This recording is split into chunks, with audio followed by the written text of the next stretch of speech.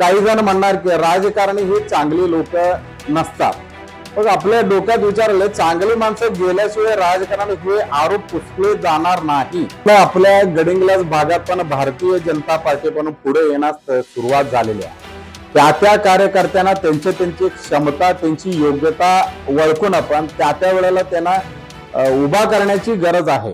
नमस्कार, नवराष्ट्र न्यूजच्या मी कार्यकर्ता या कार्यक्रमात आपलं स्वागत आहे. आणि आज आपण या कार्यक्रमात कोल्हापूरच्या गडिंग्लज मधील भारतीय जनता पार्टीचे मंडळ अध्यक्ष प्रीतम कापसे यांच्याशी संवाद साधणार आहोत. कहो दिलसे प्रीतम कापसे अशी गडिंग्लज शहरात ओळख असणारे प्रीतम कापसे यांचा आपण आज या कार्यक्रमातून राजकीय प्रवास किंवा सामाजिक प्रवास जाणून घेणार आहोत.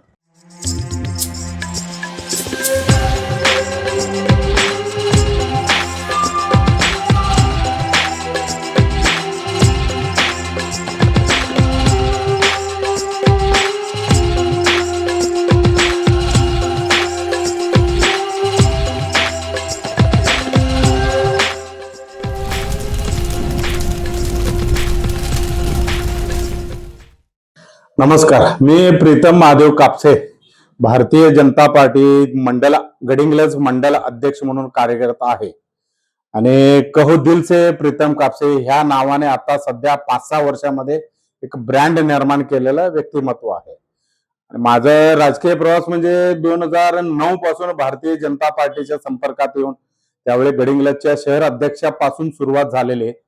त्याच्यानंतर आलेल्या गडिंग्लजच्या नगरपालिकेच्या 2011च्या निवडणूक आपण लढवलं गेलो. त्यावेळी चांगल्या 3 नंबरचं मतदान आपल्याला मिळालं होतं. त्याच्यानंतर प्रवास कंटिन्यू सुरू होता. 2014च्या निवडणुकीत लोकसभा आणि विधानसभा आपण दोन्ही महाराष्ट्रामध्ये आणि देशामध्ये जिंकल्या. नरेंद्र मोदींच्या नेतृत्वाखाली 2014चा लोकसभा आणि देवेंद्र फडणवीसांच्या नेतृत्वाखाली 2014च्या विधानसभा.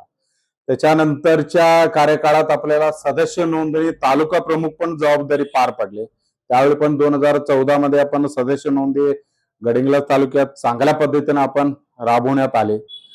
आणि 2011ला परत युवा मोर्चाचा जबाबदारी पार पडली, तालुका उपाध्यक्ष म्हणून जबाबदारी पार पडली. त्याच्यानंतरच्या कार्यकाळ इलेक्शनच्या नव्हताच, मध्यंतरीच्या आपल्या गडिंग्लज कारखाना साखर कारखान्याचा आप्पासाहेब नल्लोडे गडिंग्लज कारखान्याचं निवडणूक पण लढवण्यात आली.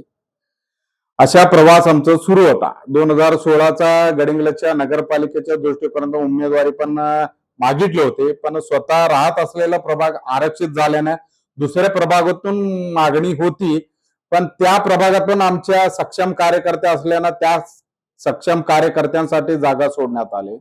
तेव्हा पण अविरतपणे भाजपचं कामकाज सुरू केलं. आत्ता घडलेलं 2025 आपल्या प्रभागात प्रभाग नंबर 10 मध्ये एक सर्वसाधारण महिला आणि ओबीसी पुरुष असं आरक्षित झाल्यानं ह्यावेळी पण संधी हुकली. पण ह्यावेळी पण प्रभाग नंबर 6 मध्ये आपण मागणी केली होती, पण तिथेही आपल्या सक्षम उमेदवार आणि तिथं अनेक आपल्या 40 वर्षाच्या संघटनेचे एकनिष्ठ असलेल्या कार्यकर्त्यांच्या घरातच आपल्याला उमेदवारी द्यायला लागले. त्यावेळेला एक पाऊल मागे घेऊन भारतीय जनता पार्टीचं कामकाज सुरू ठेवले आणि प्रभाग नंबर 1 पासून 22 उमेदवारासाठी 11 नंबर प्रभागाचा प्रभाग क्रमांक 1 ते 11 प्रभागामध्ये 22 उमेदवारासाठी आणि नगराध्यक्षासाठी रोज सकाळी 3 ते 4 तास आपला प्रचार फेरी, संध्याकाळी प्रचार फेरी, मध्यंतरीच्या काळात वैयक्तिक गाठीभेटी घेऊन प्रचाराचं रणधुमाळे आपण आखण्यात आले. तुमचा राजकीय इतिहास आहे का? राजकीय काय पार्श्वभूमी तुम्हाला आहे का? आणि तुमची काय नेमकी राजकीय यात आवड? आपल्या का राजकीय पार्श्वभूमी आपल्या घराण्यात कोणीच नाही आहे. आपल्याला ज्या वेळेला राजकारणात यायला पाहिजे असं शिक्षण होऊन बाहेर पडत होतो आम्ही.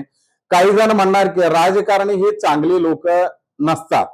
मग आपल्या डोक्यात विचारले चांगली माणसं गेल्याशिवाय राजकारणात हे आरोप पुसले जाणार नाही. ह्या उद्देशाने आपण प्रेरित होऊन ह्या राजकीय भारतीय जनता पार्टीच्या प्रवाहात आम्ही आलो. आता सध्या गडिंग्लज नगर परिषदेची कशा प्रकारे तयारी चालू आहे आणि कोणत्या पक्षासोबत तुमची युती आहे आणि कशा प्रकारचं नियोजन आहे? आपल्या भारतीय जनता पार्टी म्हणून आपण प्रमुख पक्ष म्हणून त्यांच्या सोबत आहे. आपल्याला 6 जागा त्यांनी सोडलेला आहे. अनेक पक्ष जनता दल म्हणून आपल्या लोकल लेवलच्या जनता दल स्वातीताईंच्या नेतृत्वाखालीला पक्ष आपल्या सोबत आहे, त्यांच्यासाठी 8 जागा आपण सोडलेला आहे. आणि त्याचबरोबर जनसुराज्य शक्ती पक्षाचे 6 सीटा आणि नगराध्यक्षपद त्यांच्याकडे गेले आणि डॉक्टर विनय कोरे त्यांचं नेतृत्व करत आहे आणि त्याच्यासोबत शिवसेनेला 2 सीटा गेल्यात आपल्या पालकमंत्र्यांच्या 2 सीटा. तो 2 सीटा आपल्याच प्रभाग नंबर 10 मध्ये 2 सीटा धनुष्यबाणावरती आहे. तुम्ही अनेक वर्षे भाजपचं काम करतात, 2दा संधी हुकली असं सांगितलं. एकनिष्ठ कार्यकर्ता म्हणून काम करतात. काय नेमकी तुमची पुढे भूमिका असणार आहे? इच्छा काय असणार आहे? आपल्याला जो पक्षानं आदेश देईल, जो नेत्यानं आदेश देईल, आपल्याकडे आदेश नसतोय, नेत्यानं इच्छा व्यक्त करायचा असतो. तो इच्छाच म्हणजे आदेश म्हणून आम्ही काम करत आलेलो आहे. म्हणजे ह्या आता काही जणांचं हिकडनं तिकडं तिकडनं इकडं त्याला अपवाद किंवा त्याचं पुसण्यासाठी आपण एकनिष्ठता दाखवलं पाहिजे कोणीतरी. आपलं एक पाऊल मागे घेतलेलं आहे त्यासाठी. कुणाच्या नेतृत्वासाठी तुम्ही काम करता? नेमकं भाजपचे कोणत्या नेत्याच्या तुम्ही संपर्कात आहेत? कशा प्रकारे तुमचा संवाद असणार? आपल्या उच्च व तंत्र शिक्षण मध्ये चंद्रकांत दादा असू दे, आपल्या राज्यसभेचे खासदार धनंजय माडिक साहेब असू दे, आपल्या चंदगडचे आमदार लाडके आमदार शिवाजीराव पाटील यांच्या नेतृत्वात असू दे, आपल्या लाडके जिल्हाध्यक्ष नाथाजीराव पाटील यांच्या संपर्कातनं आपल्या पक्षाचा आदेश म्हणून पक्षानं आदेश देईल तो आदेशानं आपण काम करत आलेलो आहे. इथनं पुढेही काम करत राहणार आहे. काय पक्षाला काय आता इथनं पुढे काय तुमची मागणी असणार आहे नेमकी? पक्षाकडे म्हणजे आपल्याकडे आपल्या गडिंग्लज भागात पण भारतीय जनता पार्टी पण पुढे येण्यास सुरुवात झालेली आहे. त्या कार्यकर्त्यांना त्यांची क्षमता त्यांची योग्यता ओळखून आपण त्या वेळेला त्यांना उभा करण्याची गरज आहे. तुम्ही भाजपमध्ये नेमका म्हणजे काम करायला चालू केलं? एक आपलं देशाभिमान आणि एक हिंदुत्वाची आवड म्हणून आपण भारतीय जनता पार्टीचं कामकाज सुरूच केलं. त्याच वेळेला आपल्या राष्ट्रीय स्वयंसेवक संघाच्या प्रेरणेनं तो आपला विचार एकदम घट्ट झाला आपला.